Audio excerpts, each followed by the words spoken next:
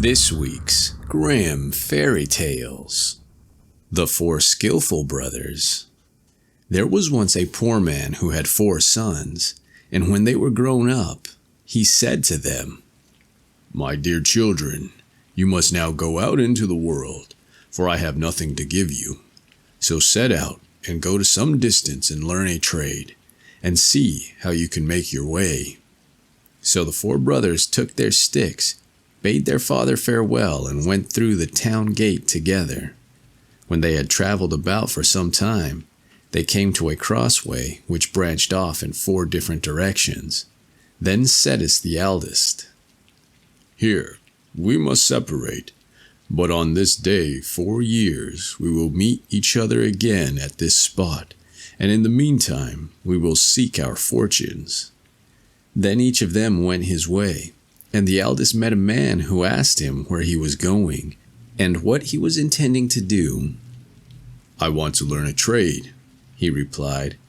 Then the other said, "Come with me, and be a thief." "No," he answered. "That is no longer regarded as a reputable trade, and the end of it is that one has to swing on the gallows." "Oh," said the man, "you need not be afraid of the gallows. I will only teach you to get such things as no other man could ever lay hold of, and no one will ever detect you." So he allowed himself to be talked into it, and while with the man became an accomplished thief, and so dexterous that nothing was safe from him, if he once desired to have it. The second brother met a man who put the same question to him, what he wanted to learn in the world. "I don't know yet," he replied.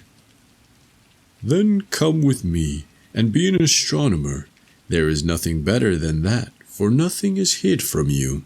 He liked the idea and became such a skillful astronomer that when he had learnt everything and was about to travel onwards, his master gave him a telescope and said to him, "With that you canst thou see whatever takes place either on earth or in heaven, and nothing can remain concealed from thee." A huntsman took the third brother into training and gave him such excellent instruction in everything which related to huntsmanship, that he became an experienced hunter. When he went away, his master gave him a gun and said, "It will never fail you. Whatsoever you aim at, you are certain to hit." The youngest brother also met a man who spoke to him and inquired what his intentions were. "Would you not like to be a tailor?" said he. "Not that I know of," said the youth. "Sitting doubled up from morning till night, driving the needle and the goose backwards and forwards, is not to my taste." "Oh, but you are speaking in ignorance," answered the man.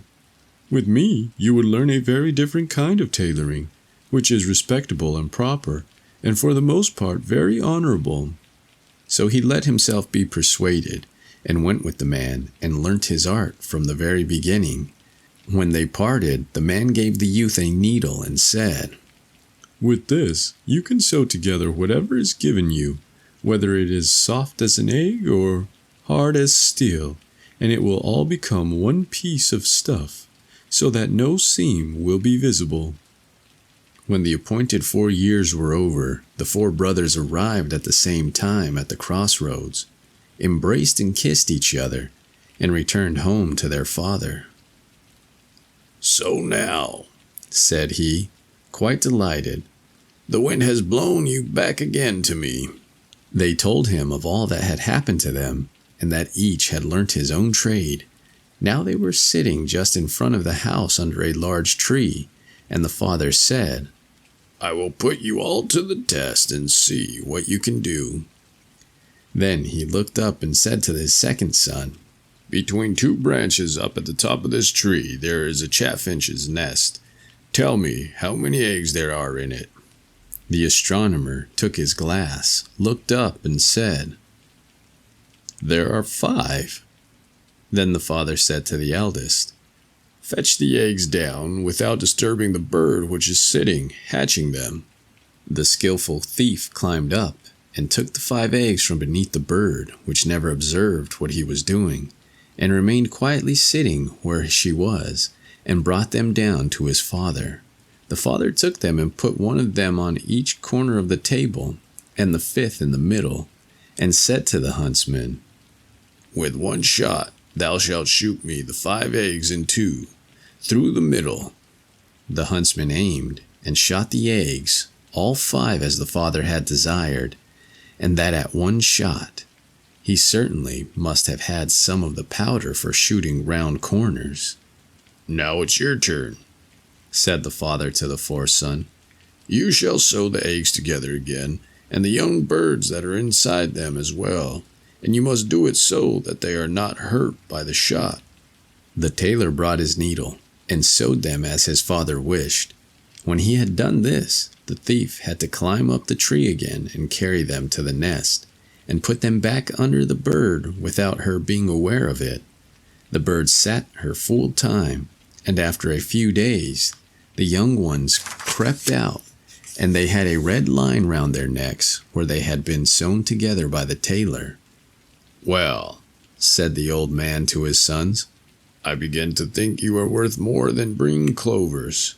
You have used your time well and learnt something good. I can't say which of you deserves the most praise. That will be proved if you have but an early opportunity of using your talents." Not long after this, there was a great uproar in the country, for the king's daughter was carried off by a dragon. The king was full of trouble about it, both day and night, and caused it to be proclaimed that whosoever brought her back should have her to wife. The 4 brothers said to each other, "This would be a fine opportunity for us to show what we can do," and resolved to go forth together and liberate the king's daughter. "I will soon know where she is," said the astronomer, and looked through his telescope and said, "I see her already. She is far away from here, on a rock in the sea, and the dragon is beside her watching her." Then he went to the king and asked for a ship for himself and his brothers, and sailed with them over the sea until they came to the rock. There the king's daughter was sitting, and the dragon was lying asleep on her lap. The huntsman said, "I dare not fire. I should kill the beautiful maiden at the same time." "Then I will try my art," said the thief, and he crept thither and stole her away from under the dragon, so quietly and dexterously that the monster never remarked it, but went on snoring. Full of joy, they hurried off with her on board ship, and steered out into the open sea. But the dragon, who when he awoke had found no princess there, followed them, and came snorting angrily through the air. Just as he was circling above the ship and about to descend on it, the huntsman shouldered his gun and shot him to the heart. The monster fell down dead, but was so large and powerful that his fall shattered the whole ship. Fortunately, however, they laid hold of a couple of planks and swam about the wide sea. Then again, when they were in great peril, the tailor, who was not idle, took his wondrous needle, and with a few stitches sewed the planks together, and they seated themselves upon them, and collected together all the fragments of the vessel. Then he sewed these so skillfully together, that in a very short time the ship was once more seaworthy, and they could go home again in safety. When the king once more saw his daughter, there were great rejoicings. He said to the 4 brothers, "One of you shall have her to wife, but which of you it is to be you must settle among yourselves." Then a warm contest arose from them, for each of them preferred his own claim. The astronomer said, "If I had not seen the princess, all your arts would have been useless, so she is mine." The thief said, "What would have been the use of your seeing if I had not got her away from the dragon? So she is mine." The huntsman said, "You and the princess and all of you would have been torn to pieces by the dragon if my ball had not hit him, so she is mine." The tailor said, "And if by my art had not sewn the ship together again, you would all of you have been miserably drowned, so she is mine." Then the king uttered this saying, "Each of you has an equal right, and as all of you cannot have the maiden, none of you shall have her. But I will give to each of you as a reward half a kingdom." The brothers were pleased with this decision, and said, "It is better thus than that we should be at variance with each other."